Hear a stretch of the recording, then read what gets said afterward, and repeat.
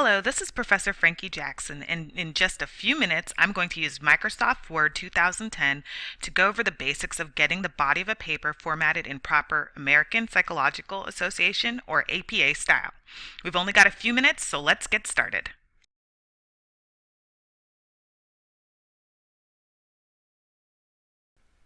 My first step is going to be to turn on ShowHide, which is this symbol here in the paragraph section of Word's Home tab. This allows me to see what formatting changes I'm making. The dots mean that I've hit the spacebar. The backwards P-looking symbols mean I've hit the Enter key. My second step is to change my font to Times New Roman. I'm also going to need to change it to size 12.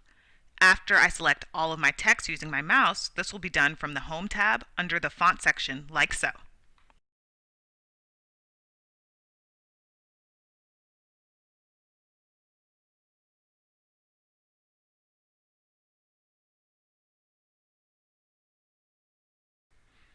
Next, we'll want to change the line spacing to double-spaced. This will also be done from the Paragraph section of the Home tab. What I'm going to do is click on the Paragraph Settings symbol in the lower right corner and change my spacing before and after to 0, then change my line spacing to double.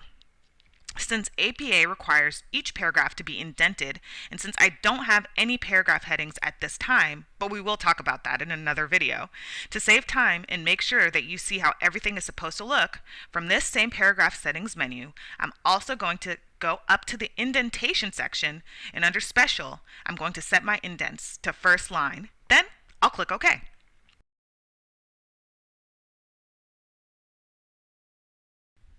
Step 4 is to add a title page to my document. I'm going to do this by using my mouse to put my cursor before the first word of my document.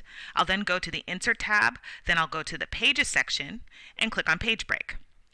Once I do, I'll have my title page, and on this page I'm going to add the title of my work, then hit Return on my keyboard and type my first and last names. I'll then hit Return once more and add my university affiliation.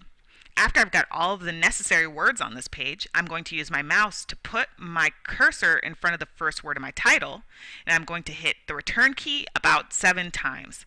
This will put my title where it belongs on the page, which is a little bit above the center of the page.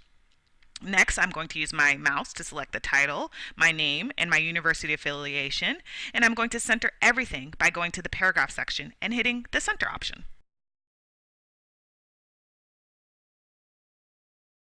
Last but certainly not least is step 5. Here I'm going to add my running head to my work. From the Insert tab, I'll click on Header, then click on Edit Header. This will open my header, and once it's open, I'll go to the Options section and click the box next to Different First Page. This will allow my first page to be my running head, while the other pages only have my paper shortened title. Now I will type in the words running head with a lowercase h in the word head and an uppercase R in the word running. I'll follow that with a colon and 2 spaces because, except for on a reference page, there should be 2 spaces after a colon or a period. And I'll type in the shortened title of my work, which should be no more than 50 characters in length and should be in all caps. Next I'll hit Tab, which with ShowHide on will look like arrows pointing right. Then I'll go up to my menus and click on Page Number, and I'll select Current Position and Plain Number. Finally, I'll want to change the font of my running head so that it matches the rest of my paper and is Times New Roman size 12 also. After this, I'll go to the page after my title page, and I'm going to open the header by using my mouse to double click at the very top of the page, and I'll write my paper shortened title without the words running head. I'll tab over, then add my page numbers and update the font to get this page formatted correctly.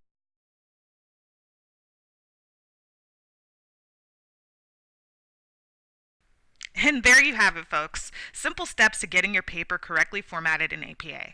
While these are not comprehensive instructions, this is all you need to get a strong start with formatting your work using APA style.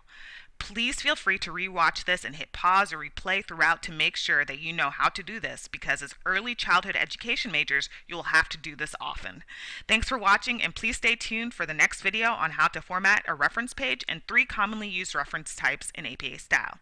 Until next time, happy writing!